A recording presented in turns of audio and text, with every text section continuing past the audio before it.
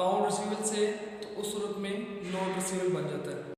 So note receivable हम लोग chapter कर रहे थे, चैप्टर 7, और फाइनेंशियल एसेट के बारे में हम पढ़ रहे थे। तो उसमें लास्ट हमने टॉपिक किया था अकाउंट रिसीवेबल। आज जो हम करने जा रहे हैं वो है नोट रिसीवेबल। नोट रिसीवेबल में और अकाउंट रिसीवेबल में बेसिकली डिफरेंस ये होता है कि जो नोट रिसीवेबल है ये बेसिकली रिटर्न होता है, और रिटर्न के बाद जो है इसमें हमें एडिशनल जो फ़ायदा मिलता है, एक तो ये रिटर्न में है that can be use as a proof, future में आप इसे प्रूफ के तौर पे यूज कर सकते हैं। और सेकेंडली ये कि ये इंटरेस्ट बेरिंग होता है। सो इंटरेस्ट बेरिंग में ये कि हमें रेवेन्यू मिल जाता है।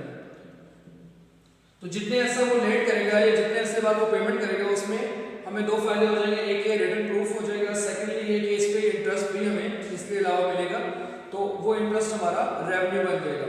तो बेसिकली इस चैप्टर में हम लोग देखेंगे कि नोट रिसीवेबल क्या है और उसके बाद जो है इंटरेस्ट उसको हम रिकॉर्ड कैसे करते हैं। अगर आप लोगों को याद हो तो इंटरेस्ट हम लोगों ने कैलकुलेट करना सीखा था, PRT, interest is equal to PRT। P stand for principal और R जो है वो रेट ऑफ इंटरेस्ट है और T जो है वो टाइम है। तो इस तरीके से हम लोग इंटरेस्ट कैलकुलेट कर लेंगे। जितने अरसे का आप लोग बेसिकली नोट साइन करेंगे उतने अरसे का हमें इंटरेस्ट देना पड़ेगा। अब नोट बेसिकली क्या है, नोट में हम ये करते हैं कि जो मेकर है, मेकर से मान जिसने लोन लिया हुआ है वो एक नोट लिखता है जिसमें वो प्रॉमिस करता है कि मैं फ्यूचर में सर्टेन डेट के बाद सर्टेन सम ऑफ मनी आपको पे कर दूंगा। तो नोट रिसीवेबल की एक मैच्योरिटी डेट होगी, दैट मे बी 2 मंथ हो, 3 मंथ हो, 2 और 3 मंथ्स बाद वो आपको प्रिंसिपल अमाउंट प्लस इसके इंटरेस्ट दोनों आपको पे कर देगा maturity date. Maturity date is also known as due date. तो ड्यू डेट को वो आपको इन दोनों चीजों की पेमेंट कर देगा, ओरिजिनल अमाउंट की और उसके बाद जो आपका इंटरेस्ट बनता है उन दोनों चीजों की पेमेंट कर देगा। लेट्स सपोज या तो वो ऑनर करेगा या फिर वो डिफॉल्ट करेगा। ऑनर से मुराद वो पेमेंट दे देगा और डिफॉल्ट की सूरत में ये कि वो पेमेंट नहीं देगा। तो बेसिकली हमारा जो ये है कि पेमेंट आपको मिल जाएगी तो सूरत में ऑनर की एंट्री पास कर देंगे, अगर डिफॉल्ट करेगा तो सूरत में हम लोग डिफॉल्ट की एंट्री पास कर देंगे। अब हम बेसिकली देखेंगे कि इसमें हम लोग ने एंट्री कौन सी पास करनी है।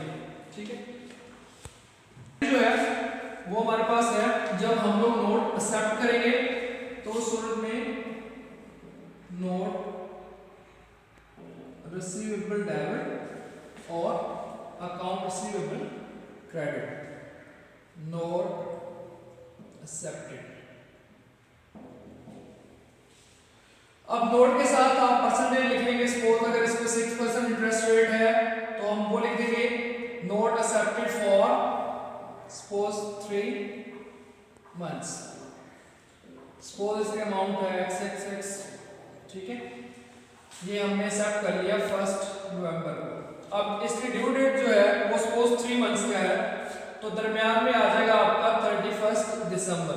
अब 31 दिसंबर आया तो हमारा प्रिंसिपल जो है, प्रिंसिपल जो हमारे पास रियलाइजेशन प्रिंसिपल है वो बेसिकली ये कहता है कि जितने अरसे का आपने इंटरेस्ट कमा लिया है वो आप रिकॉर्ड करेंगे उसी अरसे में जितने अरसा आपका साल उस साल से रिलेट करता है। मीन्स हमारे पास जो अकाउंटिंग पीरियड होता है बेसिकली वो 31 दिसंबर को खत्म होता है। तो इस नोट के 2 माह जो है नवंबर और दिसंबर वो आते हैं इस साल में और जो 1 माह आता है वो आता है अगले साल में। तो 2 माह का इंटरेस्ट जाना चाहिए इस साल में और जो अगले साल का इंटरेस्ट है, जैसे सपोज हम कह रहे थे ये 2020 है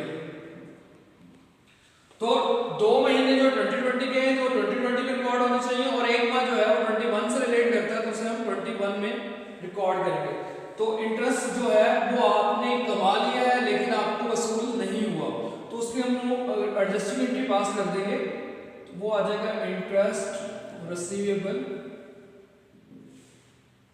डेबिट और उसके बाद इंटरेस्ट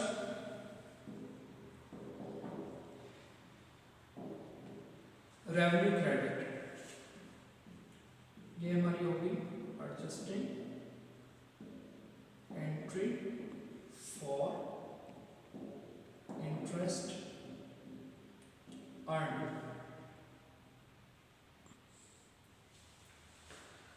तो ये 2 महीने जो है वो रिलेट करते हैं 2020 से, इसमें आ जाएगा।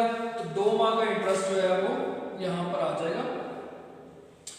अब उसके बाद ड्यू डेट आ जाएगी। तो इस नोट की ड्यू डेट बनती है नवंबर, दिसंबर और 3 माह। तो उसके बाद जनवरी, तो आपको इसकी पेमेंट मिलेगी 1 फरवरी 2021। तो दोस्तों तब अगर ये पेमेंट होगी है इसकी सूरत में, तो हमारे पास आ जाएगा कैश, क्योंकि वो बंदा हमें पेमेंट कर देगा तो उसमें आ जाएगा कैश। कैश हमारे पास आ गया। उसके बाद हमें क्या मिलेगा, एक इस नोट की अमाउंट, नोट रिसीवेबल,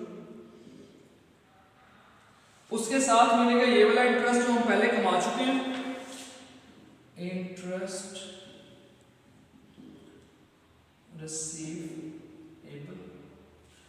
और तीसरा जो है वो वाला इंटरेस्ट जो अभी रहता है, टोटल था 3 महीने, तो उसमें से 1 और 2 माह का इंटरेस्ट तो पिछले साल रिकॉर्ड कर लिया, बाकी तीसरे माह का इंटरेस्ट आपका रहता है, तो वो चला जाएगा इस साल में। उसके लिए हम लिखेंगे इंटरेस्ट रेवेन्यू,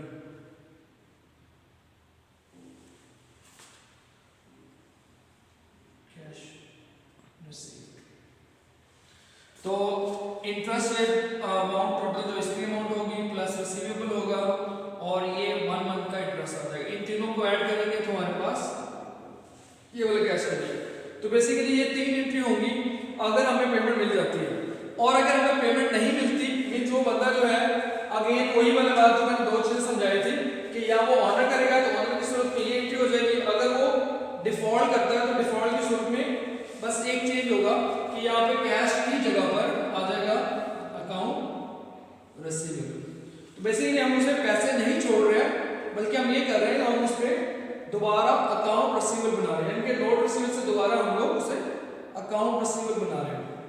तो इस सेशन में हमने बेसिकली देखा कि आपने नोट रिसीवेबल क्या होता है, उसके बाद उस पर इंटरेस्ट क्या होती है, और नोट साइन कराने का फायदा क्या होता है। नोट साइन कराने का फायदा ये होता है कि नंबर 1 रिटर्न में आ जाता है, उसके बाद इस पर हमें इंटरेस्ट भी मिलता है।